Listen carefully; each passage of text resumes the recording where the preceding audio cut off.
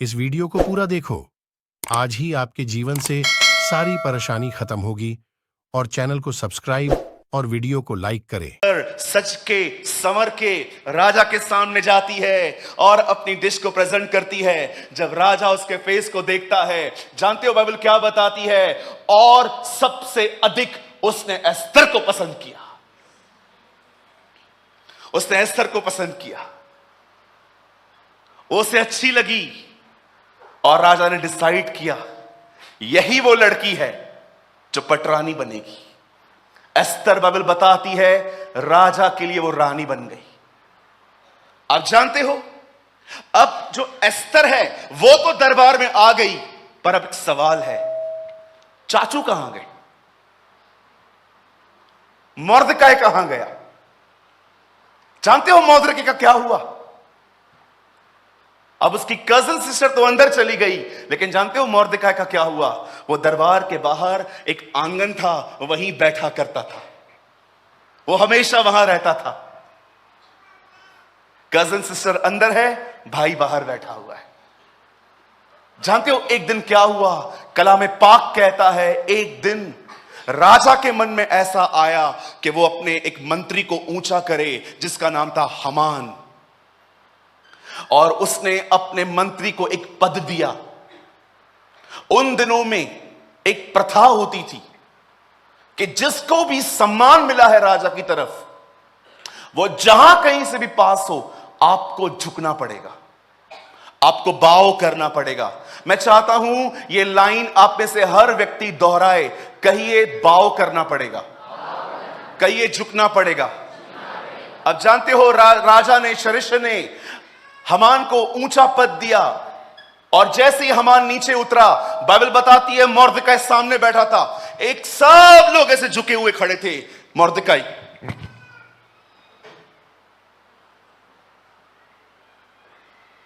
वो नहीं झुकेगा। क्यों? सब लोग देख रहे थे उसको। तू क्यों नहीं झुकता इसके सामने? उसने कहा नहीं, मैं नहीं झुक सकता। क्यों? क्यों नहीं झुक सकता तू? क्योंकि मैं एक यहूदी हूं। हमारी व्यवस्था में लिखा है तू अपने परमेश्वर को छोड़ और किसी को प्रणाम न कर। ये बात अब तक हमान को नहीं पता चली थी, सिर्फ लोगों को पता चली थी कि ये नहीं झुकता। और आप तो जानते हैं कि कैसे लोगों को जब चर्चा का विषय मिलता है तो वो कैसे बातचीत करते हैं। आखिर कुछ लोगों ने हमान को जाके बता ही दिया, सुन ये तेरे सामने नहीं झुकता। लिखा है हमान अपने क्रोध पे जल गया, और उसने जानते हो राजा को क्या कहा? हे राजा, हमारे ही बीच में एक ऐसी जाति रहती है जो हमारे कानूनों को नहीं मानती, ये हमारी तरह आराधना नहीं करते। मैं तो कहता हूं इस जाति को मरवा दिया जाए। जानते हो एक व्यक्ति के कारण सारी जाति पर प्रॉब्लम आई। राजा ने कहा ये ले मेरी अंगूठी। उन दिनों में एक फतवा जारी किया गया, एक लेटर लिखा गया। क्या बूढ़ा, क्या बूढ़ी व्यक्ति, क्या बूढ़ी स्त्री, क्या जवान बहन, बच्चे, बूढ़े, जितने भी यहूदी हैं, वो इस महीने में हर एक का कत्ल किया जाए। और राजा की अंगूठी की छाप वहां पर लग गई, और सारे लेटर्स जो हैं 127 प्रांतों में गए। इस डेट को जहां कहीं भी तुम्हें ये लोग दिखाई दें जो ये हमारे कानूनों को नहीं मानते, इनके वर्शिप के तरीके अलग हैं, ये बहुत सारी बातें करते रहते हैं, जहां कहीं ये मिलते हैं इनका कत्ल करो। आप विश्वास कर सकते हैं वो दिन कैसा हुआ होगा जब यहूदियों को पता चला कि हम बहुत जल्द कटने वाले हैं। जब ये बात मोर्दकाई को पता चलती है, वो जानते हो क्या करता है? कलाम कहता है उसने अपनी टाट पहनी और वो चौराहे पे जाके बैठ गया और रोने लग गया। ये बात किसी ने देखकर एस्तर को बताई। एस्तर को भी पूरी खबर नहीं थी। एस्तर को पता चला इसका चाचा रो रहा है। एस्तर ने कहा ये कपड़े लो, इसको बोलो ये कपड़े पहने। लेकिन वो कपड़े लेने के लिए उसने मना कर दिया, बोला नहीं मैं ये कपड़े नहीं लूंगा। तब वो उससे पूछती है, पूछो क्या हुआ, वो ऐसा क्यों कर रहा है? तब मोर्दकाई उसे बताता है ये लेटर जाके उसको दे। और जब एस्तर पढ़ती है तो उसमें वो क्या पढ़ती है कि हम सब खत्म होने वाले हैं। ये सब बातें जानने के बाद वो उसे दूसरा संदेश भेजता है, राजा के पास जा, हमारे लिए बात कर।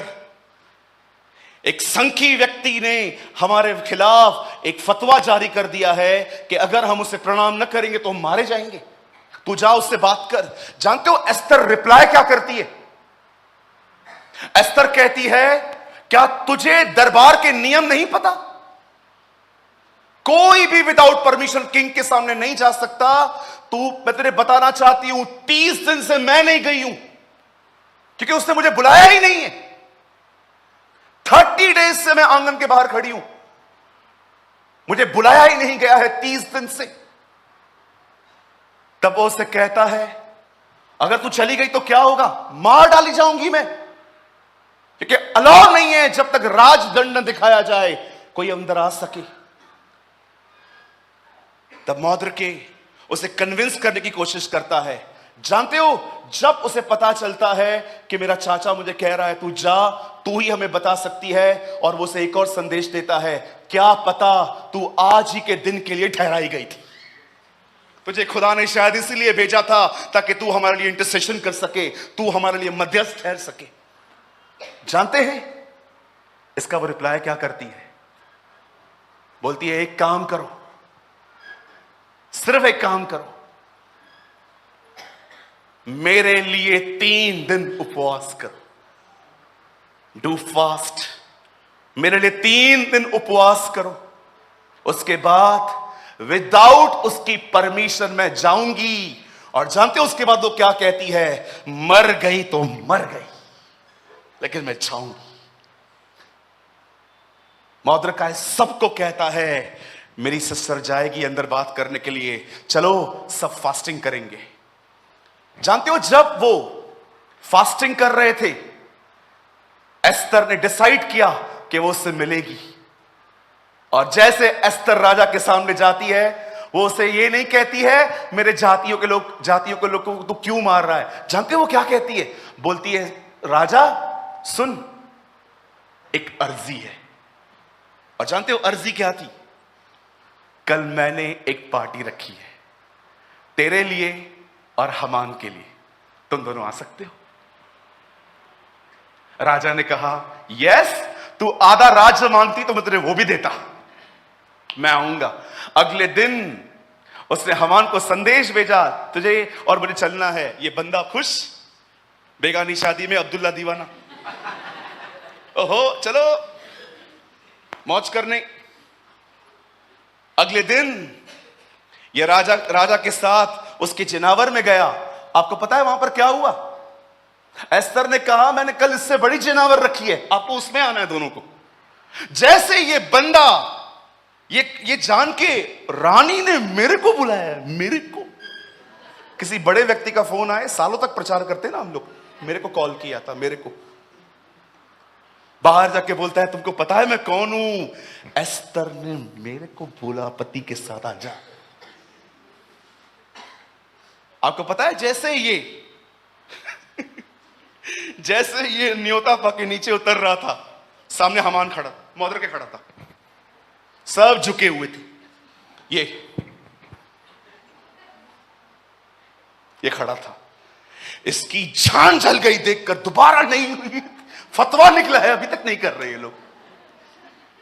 और घर जाके अपनी वाइफ को बोलता है, तेरे को पता है मेरी पदवी क्या है? एस्तर ने मेरे को कहा तुझे राजा के साथ आना है, लेकिन ये बंदा मेरी डिसरिस्पेक्ट करता है। उसकी वाइफ उसे कहती है, एक काम कर, कल इसके लिए एक 50 फंदा एक लकड़ी लगा, इसको चढ़ा देंगे कल। वो आज्ञा देता है, लगा दो एक लकड़ी। और जानते हो उसी रात, दैट नाइट, राजा को नींद नहीं आई। राजा ने अपने कर्मचारी से कहा, जाओ एक किताब लेकर आओ, मैं पढ़ के सो जाऊंगा। पवित्र आत्मा का काम देखिए, कौन सी किताब निकाली है? वही किताब जिसमें कुछ साल पहले जिक्र किया गया था कि कैसे मौद्रिके ने कुछ लोगों से राजा की जान बचाई थी। जब राजा ने पढ़ा, किसी ने मेरी जिंदगी बचाई थी, हाँ हाँ हाँ, कौन है ये? वही मौद्रिके, एस्तर का चाचा। बुलाओ उसको। अरे तेरे लिए क्या किया गया था? कुछ भी नहीं साहब। हमान भी उधर ही था। हमान को बोलता है इधर आ। हमान भी आ गया। अगर कोई मेरी जिंदगी बचाए तो बता उसके लिए क्या क्या करना चाहिए? राजा आपका घोड़ा दे दो, आपके कपड़े दे दो। दे इसको। ओह माय गॉड, आप विश्वास करेंगे वो घोड़ा जिस पे मौद्र के बैठा हुआ था, वो घोड़ा हमान चला रहा था। परमेश्वर तुम्हारे दुश्मनों के साथ ये कर सकता है।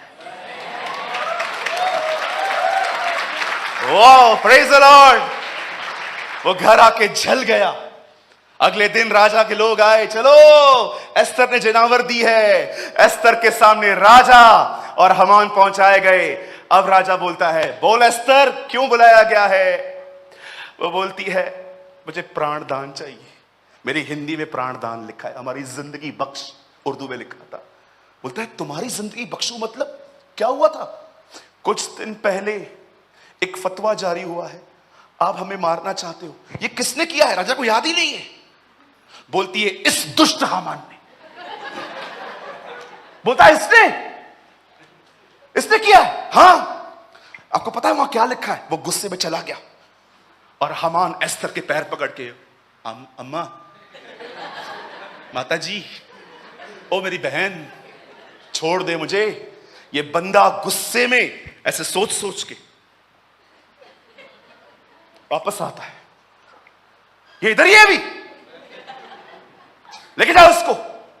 और जैसे लोगों ने उसके सर पे पूरा उसको ढांक दिया, उठाया, और जाते जाते राजा ने एक फंदा देखा। बोला ये फंदा किसने लगाया है? इसने मौद्र के लिए लगाया है, इसी को चढ़ाओ, इस पे चढ़ाओ उसको, इसी पे। मेरे भाइयों, मेरी बहनों, यहूदी बच गए। पर मैं आपसे पूछना चाहता हूं, क्यों एस्तर ने उन्हें कहा 3 दिन उपवास करो? क्यों? आपको पता है, बहुतों से पूछो उपवास क्या है, वे कहते हैं खाना छोड़ना। आप यहां से ट्रैवल करो 7 समुंदर दूर, इजराइल जाओ और एक यहूदी से पूछो फास्टिंग की मीनिंग क्या है। जानते हो को क्या कहेंगे? उपवास का दूसरा नाम है नम्र होना। Be humble. आपको शायद लगता होगा मैं आपको कुछ ऐसे ही बता रहा हूं। आइए मेरे साथ खोलिए, come on open with me the book of Ezra. मेरे साथ खोलिए एज्रा की किताब।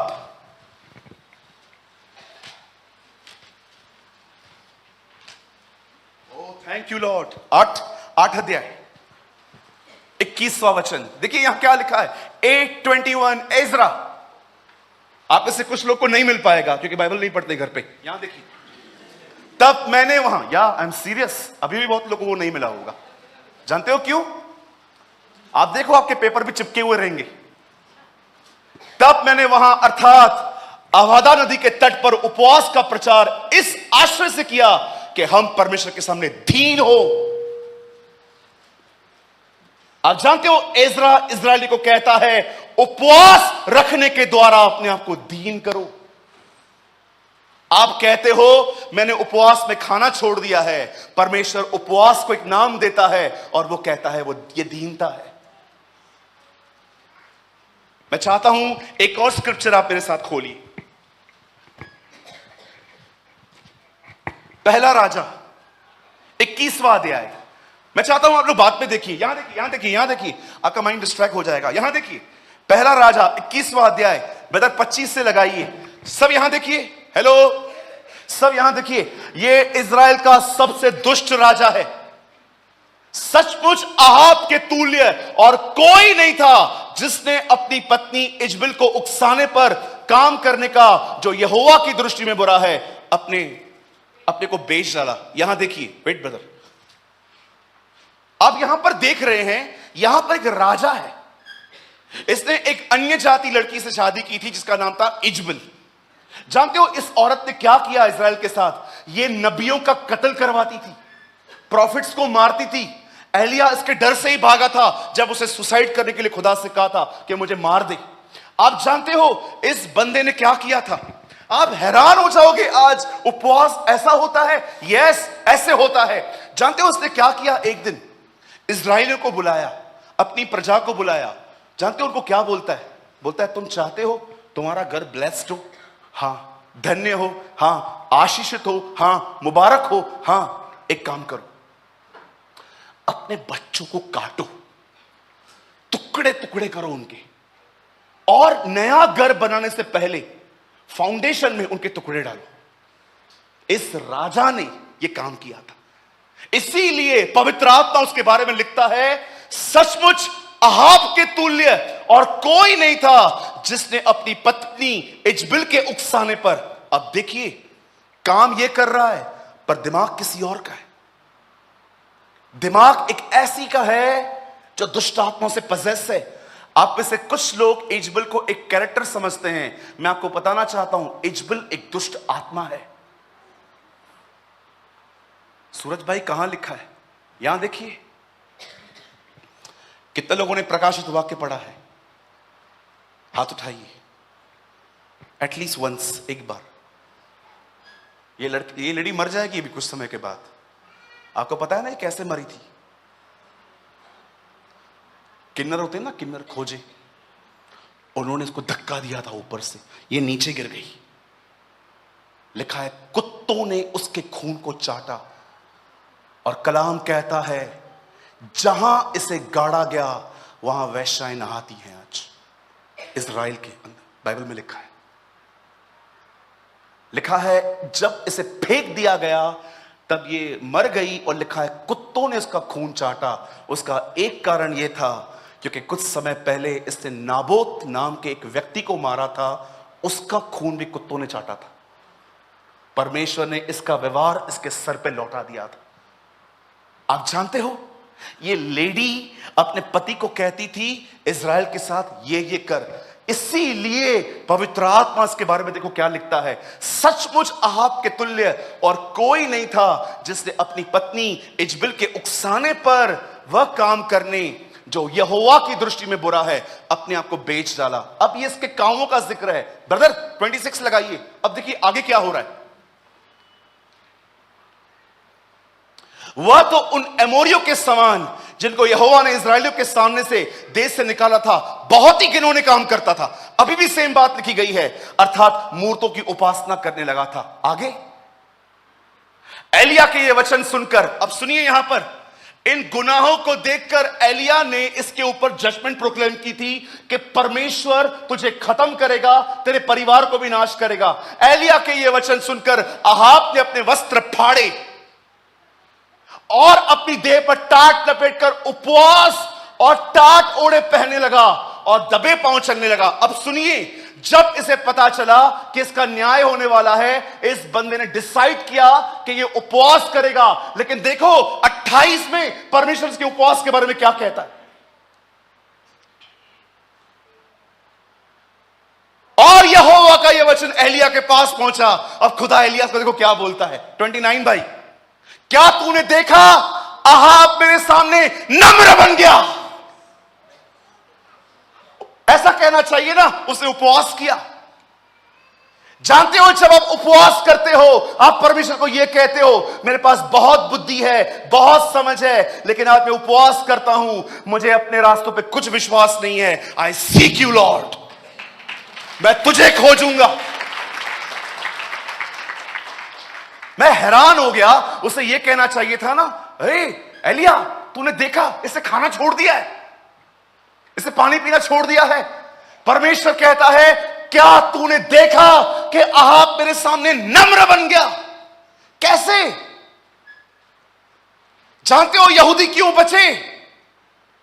क्योंकि वे नम्र हुए, वे हम्बल बन गए। हमेशा याद रखिएगा, बहुत सारी दुआओं का उत्तर एक कारण से नहीं आता है, वो है घमंड, प्राइड। मैं क्यों माफ करूं, मैं क्यों बात करूं, खुद आए ना बात करने के लिए, मैं क्यों बात करूं। तुम्हारे इस गंदे एटीट्यूड के कारण तुम्हारी दुआओं के उत्तर रुके हुए हैं। इस कारण मैं आपको दिखाऊं और कुछ, ब्रदर, यशाया का ये पकड़ के रखिएगा। देखो यशाया का 58 अध्याय। ब्रदर एक वचन निकालिए, 58 का 11। सब यहां देखिए, प्लीज बाइबल मत खोलिए।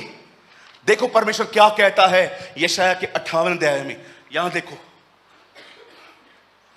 ओ thank you Jesus. Fast brother. भैया काम कीजिए, 8 से लगाइए।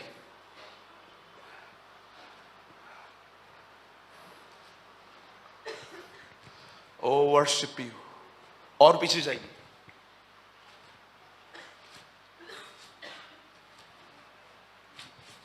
सुनो, तुम्हारे उपवास का फल क्या होता है कि तुम आपस में लड़ते और झगड़ते हो और दुष्टता से घूंसे मारते हो। परमेश्वर को आपकी भूख से ज्यादा आपके फास्टिंग में आपका एटीट्यूड देखता है। कहता है भैया एक काम करो ना, 3 से लगा दो, पूरी पिक्चर क्लियर हो जाएगी इनके सामने। सुनिए यहां पर क्या कहता है बाइबल में। देखो वो क्या शिकायत करते हैं फास्टिंग रख के।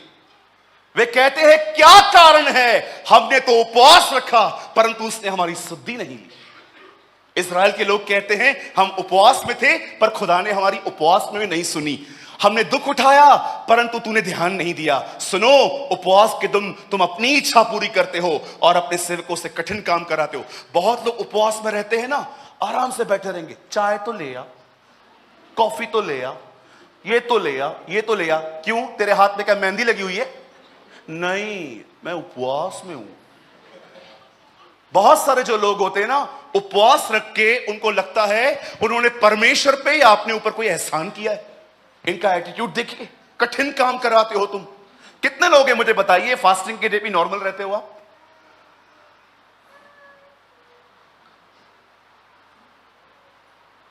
घर में पार्टी, शहर में डंडोरा। हर एक को पता रहता है हमने उपवास किया, हर एक को पता नहीं कैसे, पता नहीं क्या। अब देखो खुदा क्या कहता है 4 में। सुनो, तुम्हारे उपवास का फल यह होता है कि तुम आपस में लड़ते और झगड़ते और दुष्टता से घूंसे मारते हो। जैसा उपवास तुम आजकल रखते हो उससे तुम्हारी प्रार्थनाएं ऊपर सुनी नहीं जाती। खुदा कहता है अगर आपके अंदर नफरतें हैं, आपके उपवास करने का कोई मतलब ही नहीं बनता। यहां पर तो बिलीवर को छोड़ो, लीडर के लिए भी कचरा रखते हैं लोग और परमेश्वर से कहते हैं father fill me with your holy spirit. कुछ नहीं होने वाला है, सिर्फ वजन कम होगा। मैं आपसे पूछना चाहता हूं, क्या आप भी इसी तरह उपवास तो नहीं कर रहे? खुदा के सामने भूखे बैठे हैं, नफरतें लेकर, कड़वाहट लेकर। इस तरह के उपवास मत करिए। उपवास में प्रार्थना कीजिए, खुदा मेरे दिल को प्यूरिफाई कर। दाऊद की तरह कहिए मेरे दिल को नया कर, मेरे अंदर एक नई आत्मा उत्पन्न कर। कितने लोग उपवास में खुदा से सामने इस तरह जाते हैं, लॉर्ड प्यूरिफाई मी। उसने बतशबा के साथ पाप किया और जब नातान उसके पास आया उससे अपने कपड़े फाड़े और खुदा को कहता है मेरे अंदर एक नया दिल पैदा कर, मेरे अंदर एक नई आत्मा दे, मेरे उद्धार का आनंद मुझे लौटा दे हे यहोवा। वो जानता था उसका दिल खराब हो गया। आपको पता है हमारे उपवास क्यों हैं? बच्चा चाहिए, वीजा चाहिए, बिल्डिंग बनाने में मदद कर, नौकरी दिलाने में मदद कर, ये दे वो दे। हम में से बहुत सारे लोगों की फास्टिंग सिर्फ और सिर्फ दुनिया की चीजों को पाने के लिए होती है। कितने लोग उपवास में खुदा के सामने जाते हैं और दाऊद की तरह कहते हैं प्यूरिफाई माय हार्ट।